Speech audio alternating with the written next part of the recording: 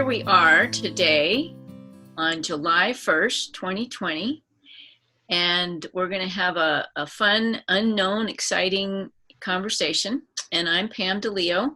I'm a Gene Keys ambassador for one thing, but I've been working with Rosy for the last 4 years. This is Rosy Aronson, who's one of my dearest friends and just an extraordinary gift to our world. And we're going to start our little timeout by a magical moment of pulling a Wisdom Keeper, which is from her Wisdom Keeper deck, the Oracle deck, and has an incredible inner guidebook of wisdom, and see what we're going to be guided by for our conversation today.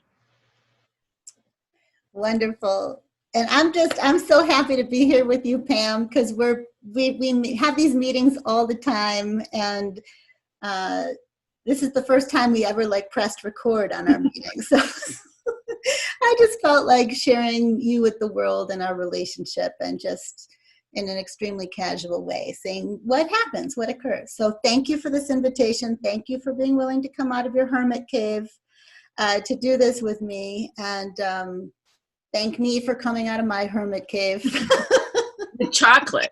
Actually, chocolate too. God, I need chocolate so bad. I've been trying to bribe my daughter to go out and buy ice cream. The other day, I sent her a text. I said, thank you for remembering to surprise me with a quart of ice cream tonight. Okay, so I now have the deck, and I'm going to pick a card for us, completely unplanned, and here we go. Who is it? Patience. Oh, perfect. Perfect. Oh, this keeps coming. Let's take a breath. Yeah, let's take a breath. Ah. Hmm. Yeah.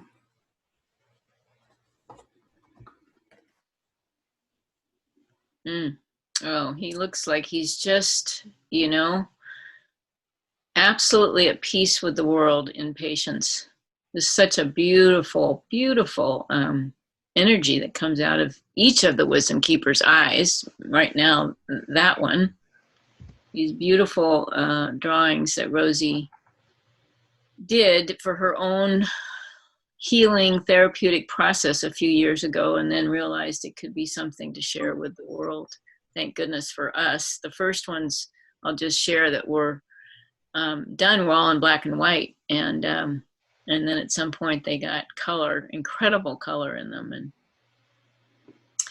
And so one of the many reasons that actually it was Rosy's idea to do this is because I am a little oracle of endless questions.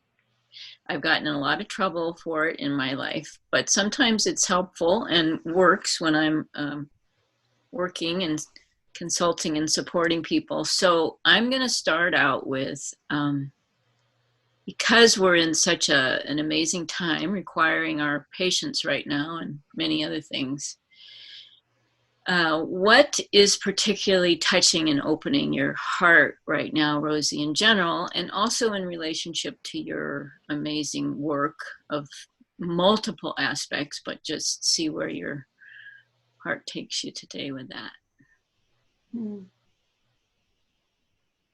Thank you, Pam.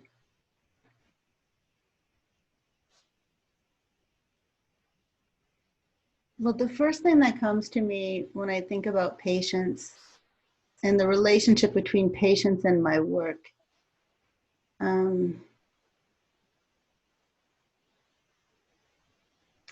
is that true change really takes a long time. That's what and it's so much less about the what and so much more about the how. So much less about ideology and so much more about genuinely internalized wisdom and capacity to be with discomfort. And because you know me, I've done so many different things in my life. And in some ways they felt very scattered, like what do they have to do with each other? And it was actually only through this project, the creating of these wisdom keepers, which wasn't even on my mind at the time. Like you said, when I started doing it, it was just a spiritual practice. It wasn't like a despair containment practice.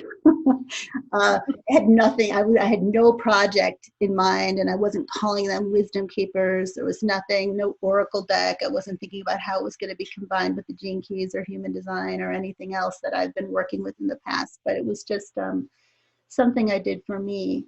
But eventually what evolved out of that was like the invitation of these 64 beings to kind of present themselves to me and then ultimately others. And these were all beings who had patience, like who had this kind of like deep faith in our human soul that over time we're gonna figure it out.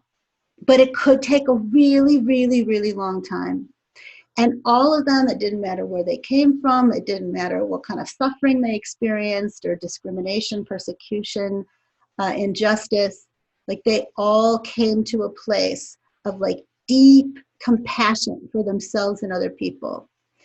And out of that came the words wisdom keepers, which of course are not mine. I mean, the indigenous peoples have been using that term for many, many years. I just felt that it was a good way to talk about these people because they felt in connection with that lineage, although some were modern, some were old, some were young, some were clearly indigenous, some not so clearly, and yet still holding that same wisdom, that same honoring of our interconnectedness and of the wisdom of the earth and simplicity and the fact that, you know, it doesn't matter how brilliant your brain is. You know, that's not necessarily going to get us where we need to go as humans. So anyway, like I'm just thinking that this term wisdom keepers ended up kind of linking many different things that I had done in the past, right? So I'm thinking about the work that I've done with human design, and I realized, oh, what is that? That's the liberation. It's the freeing of the inner wisdom keeper. What's Walking a Fine Line, this book that I wrote, you know, about the shadow in the new age, I don't know, like in the early 90s, like what is that about? It's about what does it mean to be a professional wisdom keeper, like to take some of this wisdom and bring it into our work and our service with other people in a way that has integrity. And then this new thing that I can talk more about eventually, but this new class, the Wisdom Wheel of Integrity, it's really about what does it mean to bring wisdom into our action in the world, especially now, like especially these days, where it's so easy to get swept up in these currents that look like they're all about justice. But if we're not coming from an integrated, grounded, loving, non-divisive, like open, if we're not coming from that open-hearted place, we can end up creating more interference with our actions than what we're really trying to accomplish. So anyway, I realized that all these different things, I've always been thinking about the how, like how do we get there? What does it really require? And maybe because my background is in psychotherapy, I know what it takes. Like, and I mean, all the therapy that I've done, like I know what it takes, even just not to react to my family members. You know, much less be a citizen that's not coming from a reactive place, but from a proactive place, where there's a capacity for discernment and there's this balance. And what it takes is a lot, and it may take many, many lifetimes. I know it has for me, and I'm still working on it. I'm not one of those people who thinks this is my last time around. I think I've got a lot more times to come to this planet. I got a lot more to learn. So so I'm kind of grateful for the patience coming through. And interestingly, that card was the one I picked in a previous interview with a woman named Michelle, who's going to be, who together with Karen Parker are organizing this human design conference.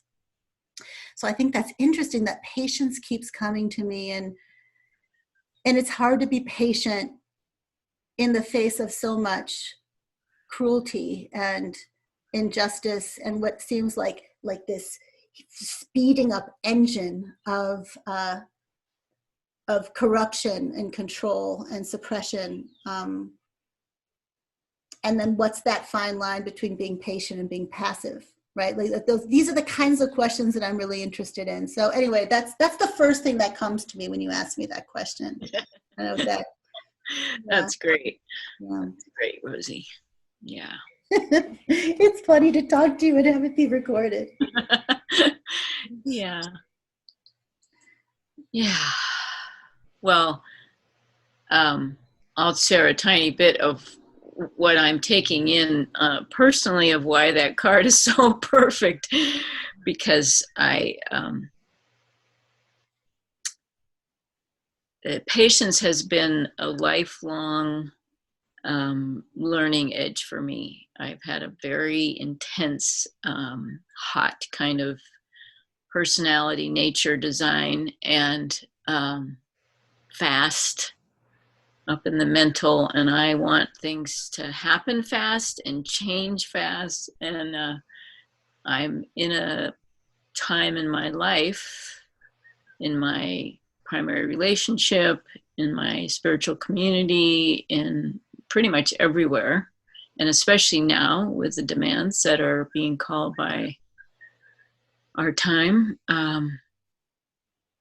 to be patient. And I just had a complete kind of victim-y meltdown the last couple of days that I indulged in.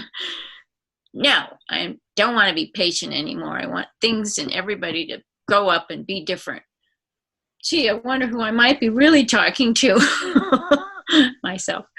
So on a very personal level, it feels perfect for me as well. And I want to share also that it's been such a joy to work with you, Rosy, these 4 years. And I have never ceased to be astounded at the level of creativity and manifestation and productivity. I mean, I think proofed, edited 3 books in 2 years for you. It was like, who writes that much and that fast? And it was pretty, I don't want to say quite effortless. There was a lot of work that went into it, but it just flows. It flows out of this woman. She's just, and it flows out of this deep place of such care and love for humanity and our world. And so the piece I want to bring to that, because I was even, I think maybe, I don't know, I don't want to say surprised, but there's a new part of Rosy's work now, and it's on a vehicle called teachable.com, and it's just got the coolest title. And to me, it's centered in patience. It's called the School for Wisdom Keepers. Is that the right name? Mm-hmm. And that includes all of us wisdom seekers too. And there's some great courses in it. But what I want to ask first is, I want to get a little more clear about this question. So Rosy's had, a big, wonderful website and all kinds of things on it, and online courses in the past, and all that. And for me, there was some kind of a big, excitement and transition to have this vehicle in one of these new things that, I barely can keep up with, but Udemy and Teachable and these things that are happening where the whole world has access and doesn't even necessarily have to know about the teacher or person. And it's really an exciting time. And now with what we've been experiencing for the last few months, where our world might, we hope not, but sadly be much more limited in terms of physical interaction, it might be even more important. And so that both the name of it and the insight to that was how you wanted to kind of have your next step of offering your work. Can you just say a little bit about that? I can. I just want to, I want to go back really quick though, before I move into that direction. And I wanted to say, I was thinking about the word patience, and that the word patience can have the shadow expression of, this isn't Gene Key's talk, but it's my talk, of passivity. But the other shadow of patience, especially around our, our creative unfoldment, can be perfectionism. Like, like waiting to have it be perfect before we come out with things. And I think, I want to thank you for your acknowledgement around my productivity or creativity. And I guess I want to say that I contribute some of that to the fact that I have not been a perfectionist about it. I'm just like, all right, I just, maybe because I had been kind of, personally oppressed, or just kind of got a lot of conditioning around not shining, not sharing. And so it kind of, and then I have a lot of stuff that wants to come through me. So I kind of suffered from creative constipation for a really long time. And so I think that this burst of creativity that has taken place has something to do with that, and also just not being perfectionistic about it. And I guess in that I want to extend an invitation to other people as well, because I think we are all creative beings and we all have something to offer. And some of it is public, some of it is behind the scenes. It really doesn't matter. It's just, how can we love and have compassion for humanity and be patient around the big changes and what it takes for us as individuals to really grow into and become the kind of change we want to see in the world, but also not hold back on those things that really kind of light us up, even if we don't know if anyone else is going to, like it or benefit from it. And that's also where I really my phone is ringing. That's also where I really recommend that you find your Pam in your life. If you're listening to this, because we all need a Pam, like we all need someone who says it's worth it, you can do it, share it with people, don't worry about what they think, there's need for this. So I just really want to honor you for that. So anyway, okay, so your question was about the school, like why the school, why now? And which makes me think about another layer of patience in my life, because I've been wanting to, teach online classes for many years. I started one. I had just really one online class before, which was the Design to Blossom class, where I was kind of integrating the expressive arts with human design and the gene keys, or a more transpersonal, psychological understanding. And I think I did that about 8 years ago. And that was a wonderful experience. I love the women and mostly women. There were a couple of men who I totally loved too, who participated in that journey. And that went on for some years. And then, I was focusing on my private practice a lot. And I think part of that was because I loved my private practice. And part of it was because I couldn't figure out how to market online classes. I couldn't figure out, or I couldn't, I wasn't ready to be more public. I think I've had a lot of fear about being visible. And this is something that I'm still working on. And maybe I'm feeling a little more ready. And that could be fueled by an impatience with what I see happening in the world. So that could be like the gift of impatience. Sometimes it forces us out of our personal neuroses onto the world stage, if we do feel we have something to contribute, whether it's just a small piece of the puzzle or whatever. So, so basically, I have had curriculum for courses, that I've been working on in my little hermit cave for years. And it wasn't until Kim and I decided to move from Berkeley, where we had lived in California for 20 years, to Santa Fe, New Mexico, that there was an opening for me to start focusing more on the writing and the art and the teaching, and closing down my private practice, which had taken up a great deal of my time and my energy. So I think that there's a bit of a sort of a synchronicity or a timing thing that made me ready. And then maybe, now there are technologies too that make it easier for someone like me to actually create an online course, whereas before I would have been way too dependent on people that I couldn't afford to hire.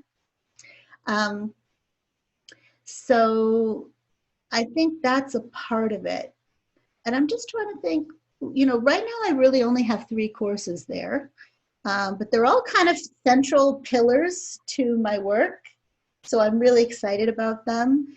And I have more courses that I would love to be able to roll out over time. But again, Pam is helping me be patient with myself, because sometimes I bite off more than I can chew, and also have a tendency to come out with things like I create it, I come out with it, and then I'm ready to move on, because I'm very much, I come more alive in the creative part than the, okay, look at what I just created. Let me just keep telling you about it, incessantly. That's not really where I shine.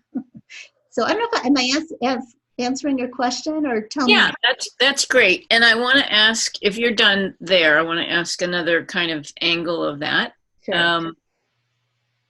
Just to dive a little deeper into the, I guess I want to say the collective archetype of wisdom keepers, and the concept of having a school.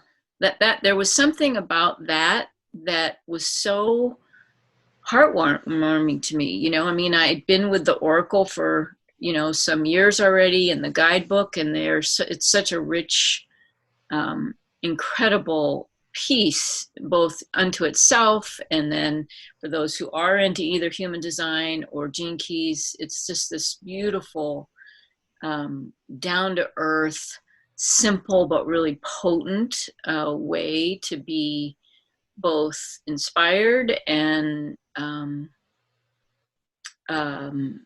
what's the word I want to say? Not challenged, but a very gentle, loving, but potent way to be with our shadow, and have this kind of nurturance and support, and very rich way to look into ourselves for those gifts. And with the stories, I mean, they're just yummy. But the idea of having them then as a whole school, it was like there was something that just kind of lit up inside me. I can remember when I first thought, oh, a school. Oh, it's going to be called the School for Wisdom Keepers, in this thing called teachable.com, and I was like, it just, I just, there's something about that feels very magical, very inviting, and I don't know, I just want a little more, maybe if there's something in there about when that first came to you, like, because it could be this course and that course, and not necessarily as a unified kind of thing that people can enter into, not necessarily have to do all, but they know they're in this kind of circle of holding, from these incredible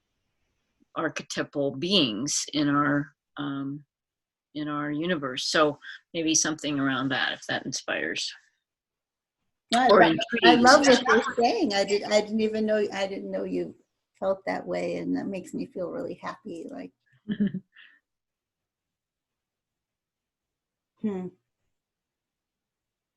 Well, one thing I'm thinking about, and again, the courses aren't all obviously, they're not all this kind of wisdom keeper related necessarily, right? We've got the Walking a Fine Line, the Design to Blossom, and then the Wisdom, Will, and Integrity, which is my first official class that is based completely on the Wisdom Keeper's Oracle deck.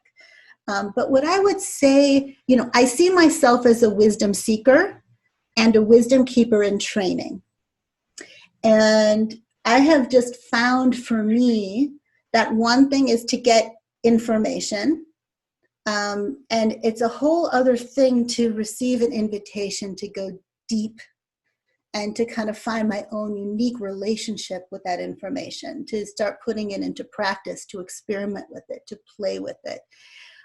So for me, the art of becoming a true wisdom keeper involves deep engagement and a willingness to explore and often an experience of being held through a process or being invited, well, try this.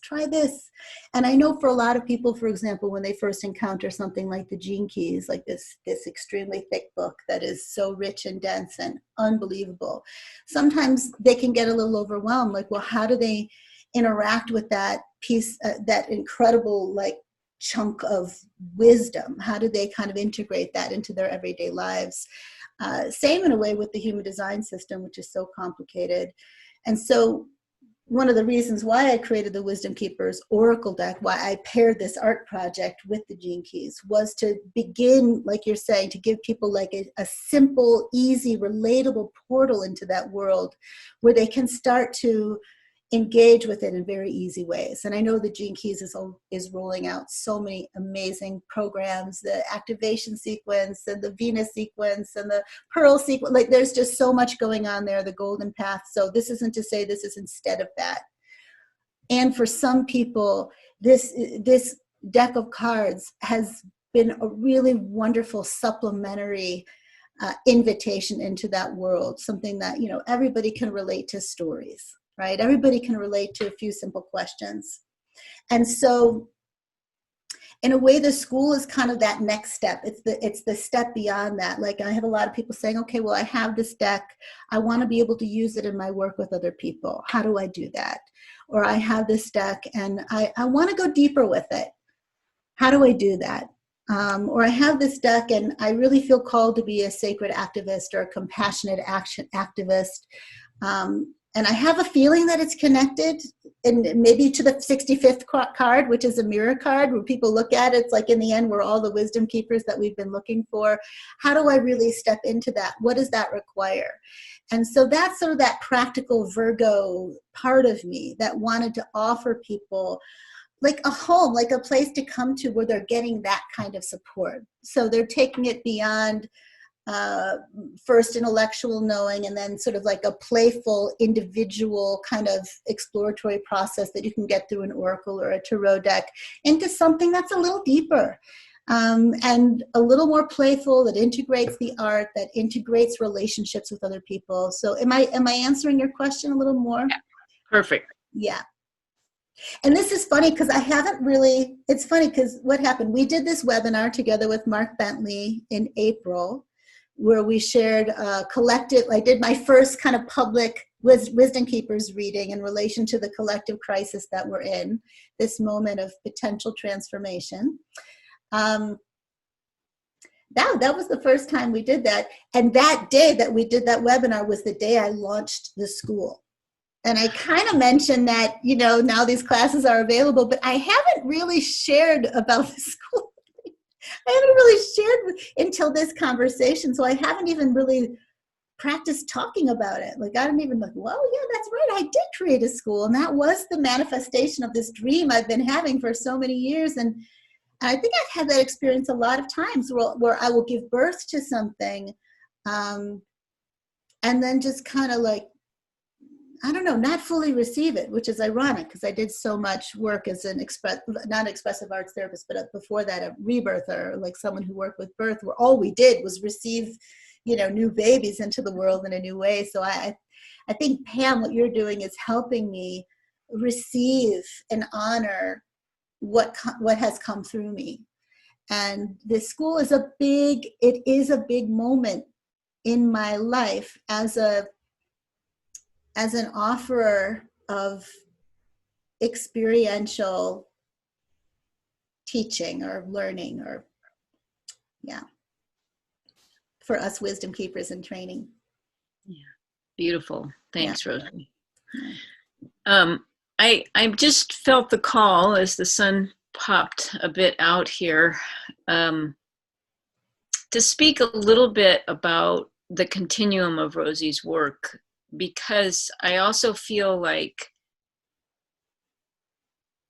there were so many directions that could have been chosen to keep going with. And in this last year, a couple years ago, I think, really, maybe even before, but the clarity really came that that's where your deepest heart and passion lay, was to focus there. And So I mentioned those 3 books, and I just want to say a little bit more because they're all really such incredible gifts and have just great information. So 2 are on human design, but again, from Rosy's kind of perspective, where it becomes very down to earth and usable, user-friendly.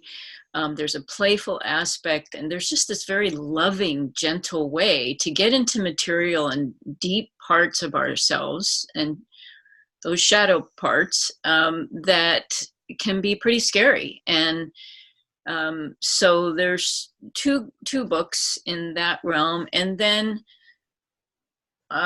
she came to me with this material from the early 90s, so it was like 25 years prior, and said, do you think there's any value here? And it just so happened, given my professional life and my interests, I just lit up. I mean, I knew instantly that it had, from my point of view, great value for the world. It's called Walking a Fine Line: How to Be a Professional Healing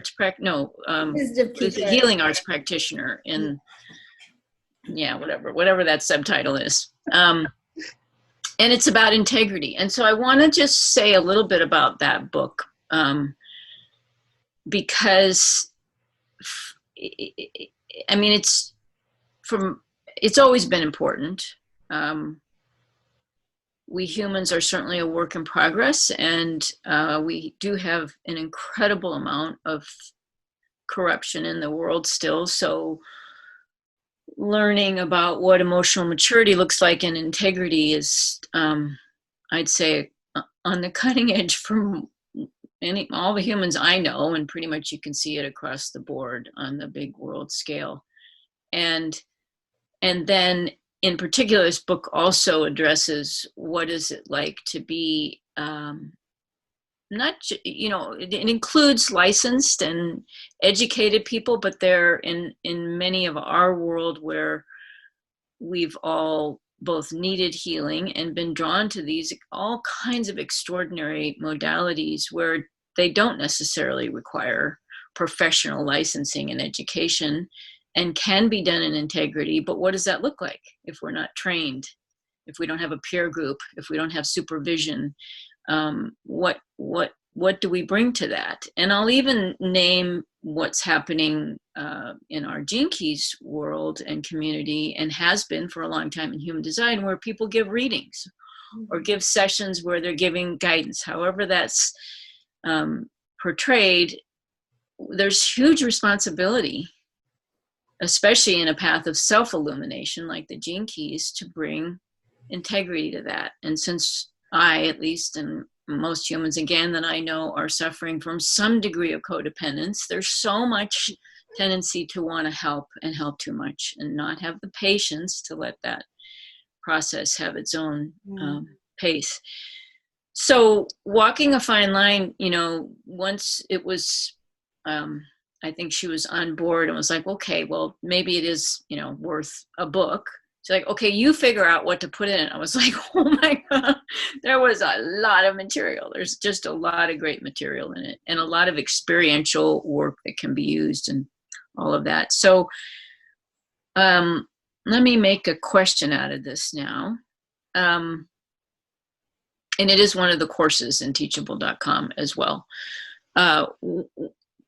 Just maybe share a little with us how your professional walk and life over a few decades now in some really interesting modalities informed you of how to be walking in the world with integrity.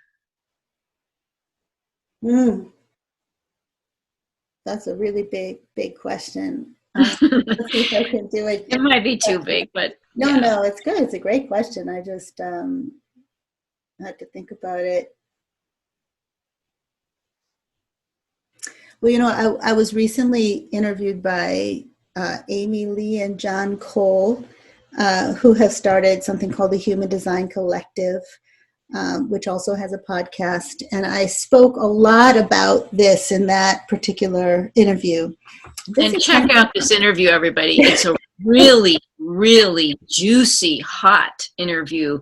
That's so hyper. So adventurous in terms of appreciating human design, but, opening up Yeah.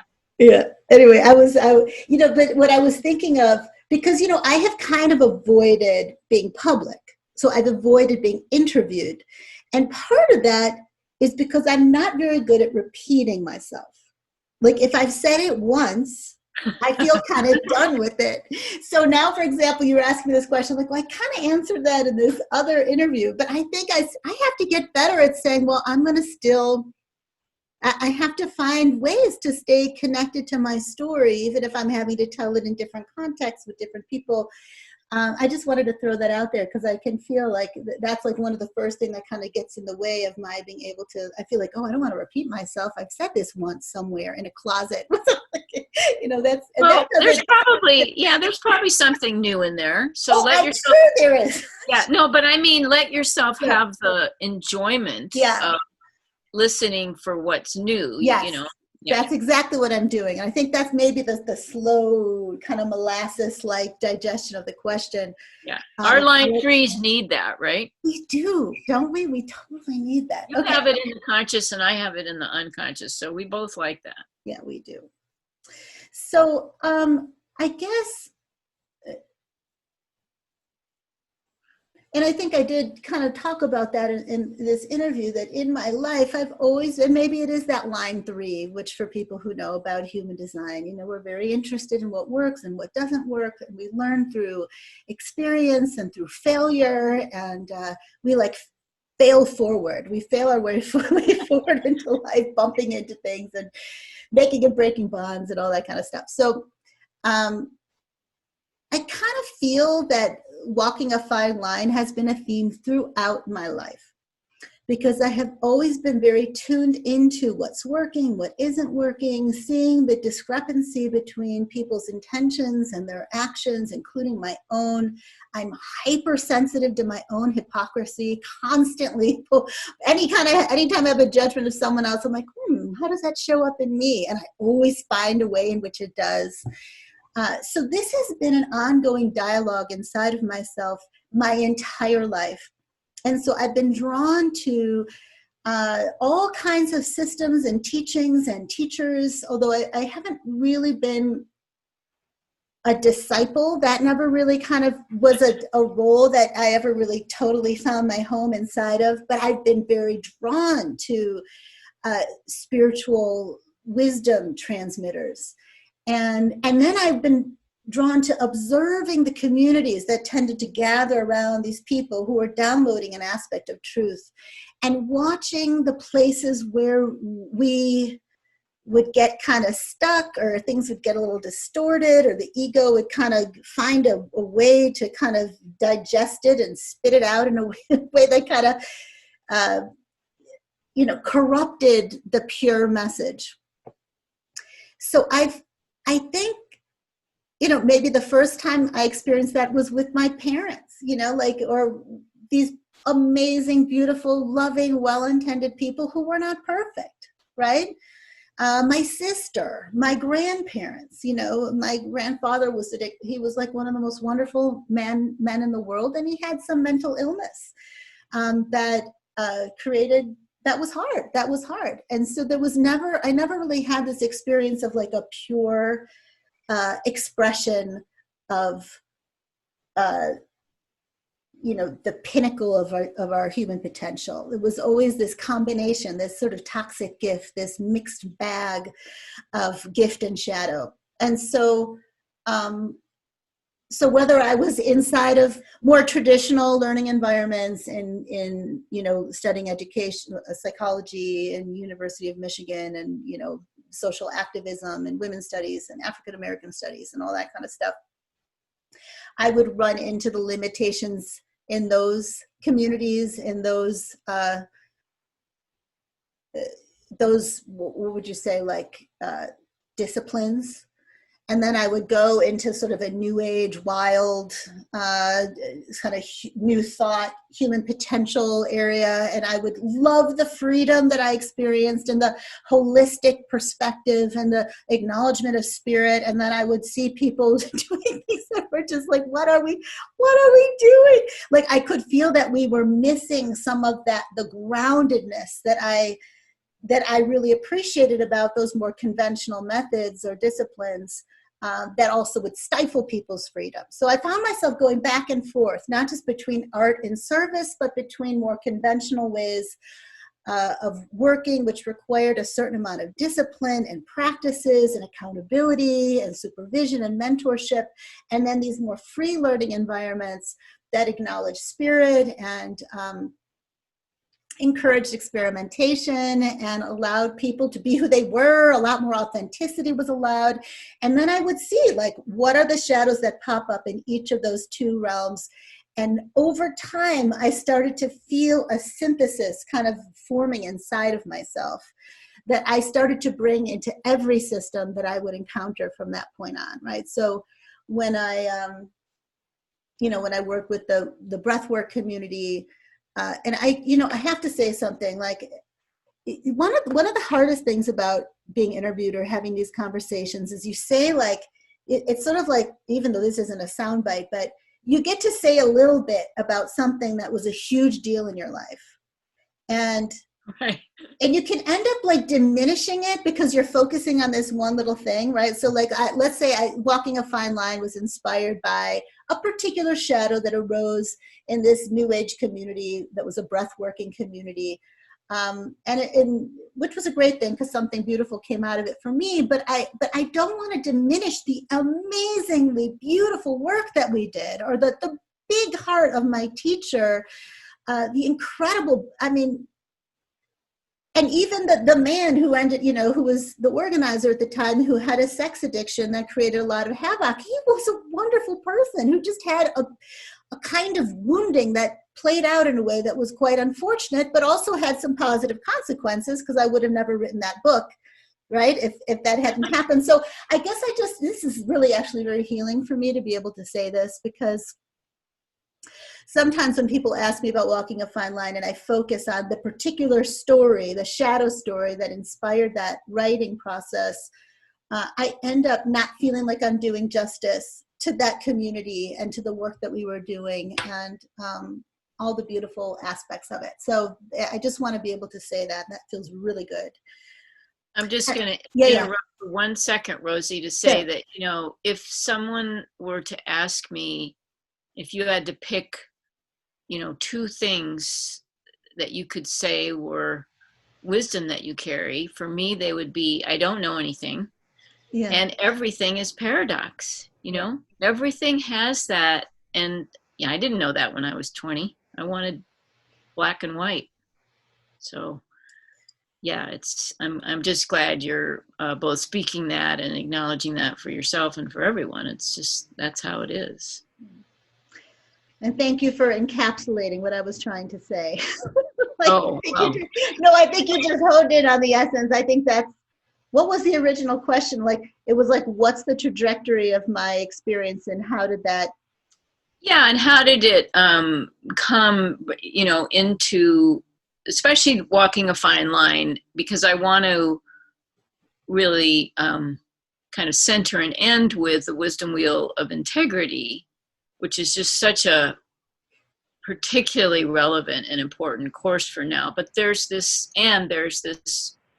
relationship between all your work and all your courses and books, and Walking a Fine Line has a particular very special place in my heart that I just wanted to hear how your relationship evolved with that from your own life experience. And you've shared that a lot. So, if there's anything else that's still knocking on the door to come through around that. No, that's really good. And I love that, that's something I've learned throughout my life, is I really know nothing. And there's a ton of paradox. And if I can learn to hold that paradox both through art which I think is maybe the best way to do it, because there's always room for paradox inside of some kind of artful expression. I don't know anything but art that can like do justice to paradox, really. So like, even like having the wisdom keepers, right? The 64 different stories, they're all completely different, and yet they can all belong inside of one little deck. You know, that's kind of, you know, only art can really do that in some way. So I try to kind of bring the spirit of artfulness into everything that I do, so that there's room for that kind of that juxtaposition of seeming opposites that actually dance together and create a union that is far greater than our little, you know, logical brains could ever comprehend, but could actually give us some peace in our heart. Mm-hmm. And I think, you know, just when you bring up the wisdom wheel of integrity, I think about, you know, the wheel as the perfect holder of paradox, right? It's sort of, I think in a way it was sort of the culmination of my lifelong journey. And just simplifying it, my attempt to simplify, you know, what are the main seemingly paradoxical, you know, pillars that for me, as like a, you know, a fine line walker who's constantly shifting my balance, you know, what is that like container that allows for all of those to kind of sing together and work with each other and balance each other out. And so if you want, I could just share a little bit about, you know, what's in the wheel, and maybe maybe it will connect a little bit with my life path, because I kind of think it does. Mm-hmm. And this Great. Is good for me to think about too, because I'm going to be talking about this in this human design conference, and I haven't really thought about what I'm going to say. So thank you. Okay. So, you know, when I think of the wheel, I mean, of course, we have the wheel within the medicine traditions, indigenous peoples all over the globe. We all, you know, whether it's kind of Buddhist or whether it's Native American, or even whether it's the round table, right? The round table from the Western tradition of equality, and we're all sitting around the table. And so the whole idea of this course is to create a council of wisdom keepers that's unique to each of us, to help us stay in that integrity that I think we all want to be in, if we are to move out into this world that we're living in right now and meet what's happening with the degree of centeredness, and then these qualities, which is loving kindness that's then balanced out with self-respect. Like if you only have loving kindness and you have no self-respect, you end up codependent and not really doing much good. That's a big chunk of my life right there. I'm still working on that particular balance. And I know you know this one personally too. So like, how can we be kind without, you know, without losing our personal boundaries, without having some sense that we are worthy of self-care? You know, I remember once, way back in one of my, you know, spiritual experiments, you know, back in the maybe late 80s, we were doing this money process where everybody was given a certain amount of money, and we'd have to walk around the room, and then you know, the music would stop, and then we'd have to decide how much money to give someone, and they'd decide how much money to give us, and then we'd move on. And the first thing I learned was I immediately gave all my money away.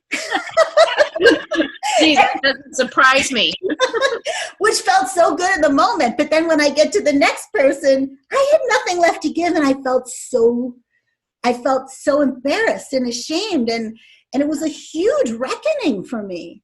And so for me, and it's so funny, I just remember this story, but anyway, it just reminded me of this self-respect. If we don't have self-respect, if we're not filling our cup, we have no loving kindness left to give, right? So that's obvious. Or if we have self-respect and we're self-righteous, but we're jerks, you know, we can have the best values in the world and really believe in equality and really want to empower people who've been marginalized. But we're not going to necessarily be that effective. And I'm not saying that it is a blanket statement, that there isn't some times where we need to act in ways that are not comfortable. That's a whole other conversation. But I think generally speaking, it's good to have a little loving kindness in one's heart if we're going to be acting in accordance with our principles. So we need to have both of those at play. And then we have the other two. And this one, and it's interesting. I just want to say that for me, loving kindness is very connected to the gene keys, because I feel it's a loving kindness practice towards others, but also towards ourselves and to those parts of us that we tend to cast out, that we reject. It's kindness towards our own shadow. And out of that experience, out of that love, that acceptance, that allowing, that embracing, something beautiful actually emerges. So I feel like gene keys are very connected to loving kindness, as well as a lot of my therapeutic background. The self-respect, I feel, has a lot to do with walking a fine line, because there's a lot of exploring about healthy boundaries inside of that work. And what does that mean? And how do we empower the people that we're serving to have self-respect and not to hand over their power to us? So this is like, for me, that feels connected to walking a fine line.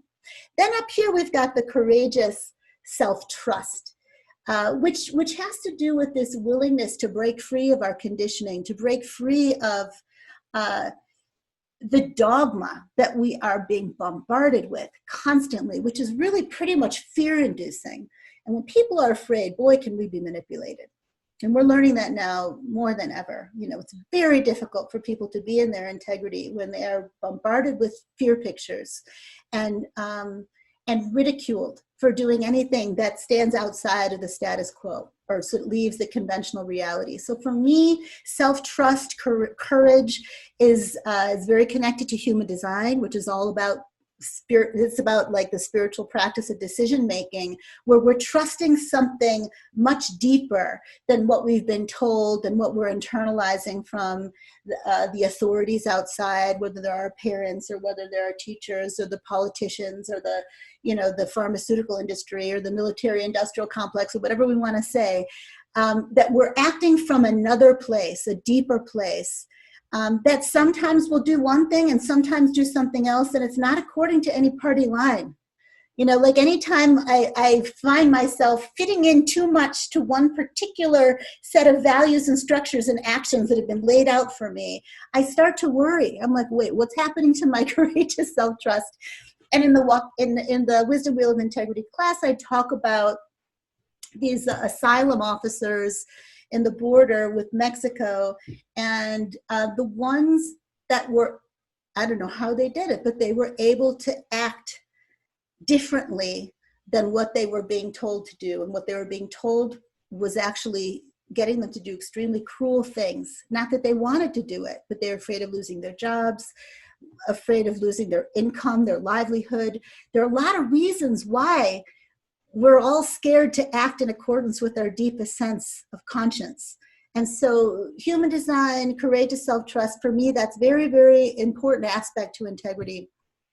And then what balances that out is what I'm calling reverent surrender, which has to do with this sort of understanding that this mystery is so much bigger than any of us could ever possibly understand. And there is a grand intelligence that's unfolding within and without us, or outside of us. And we need to be humble in relationship to that. And that's maybe where patience comes in. That's where the wisdom keepers come in, where we kind of come to understand that it's not just about courageously imposing our goodwill on the world around us, but also knowing when it's time to have reverence for that for which we have very little control over and may have more complexity, more intelligence, more beauty in it than we can possibly perceive in any given moment. And here for me, this includes nonviolence. In the class, I talk about Gandhi. I talk about non-action, Taoism. That feels extremely important to me too. But none of them on their own allow us to really be in our integrity. We need all of it, and in the heart of it is the imagination, is the creative spirit, is the authentic arising of our unique way of meeting what's happening in the world. Because, not everybody's meant to get out on the streets with a sign, but we need people who do that. And I'm noticing for myself, and this is maybe a good place to sort of come to an end here, is that, I've been really I mean, this is going on for a long time. The world has really been a mess for a really long time. And, sensitives like us, right? Our hearts are breaking on a daily basis. And there's also this feeling inside that I've had of like, what can I do about it? What can I do about it? And what would be authentic? What would be like a real, genuine, passionate response coming from the rosiness that I am, as opposed to, these options that are being made available to me that may not be so much of a fit for where I am at this stage of my life and for where my genius shines, or whatever we want to call it, right? And so I feel like, and this reminds me a little bit of that book, I'm trying to remember, was it ELAINE Aron that wrote the book about the highly sensitive person? Oh, I know the book. I don't remember the author's name. Yeah, I could be wrong. So please look this up and I'll probably do something to correct that. But I remember reading that the highly sensitive people aren't necessarily meant to be the leaders, like the kings and the queens, but they're the advisors to the kings and the queens, right? And I kind of feel like that's more my role. It's like there are going to be a lot of people who are out there on the front lines. I want to be the person supporting them, who has their back and is helping them to stay centered, open-hearted, surrendered, and courageous. That's what I want to do. And sometimes I feel like that's not enough. But I think it's what I meant. I think it's what I meant to do, and I'm trying to honor that. And that's what the school is about for me. So, yeah, thank you. Yeah. And thank you for being someone who models all of that, Pam. Well, each other. Yeah. In ending, I just want to say thank you, Rosy, for describing it so beautifully. And it's these pillars are so they're just so balanced, and there's so much support and guidance for us to keep finding that wisdom in ourselves and in the collective and in what action might look like that will be in integrity for us and for the world. And I just want to say that there's so much in the actual course that is this incredible form with lots of freedom, but so much love and invitation to really dive into finding that authenticity of where our own passion and action can be married and expressed in ways that will really nourish and be self-loving and balanced and still have value and effect in the world at a time where,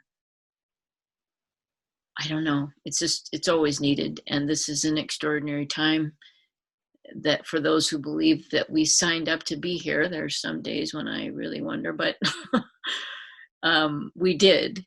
And it is calling us into what that action with integrity can be. And so I'm just so excited to share about that and other courses and the rest of Rosy's work, and just have this chance to be together as we do countless times and share it with the world. It's been a pleasure, and yeah, till our next time. Till our next time. I love you, Pam. I love you too, Rosy.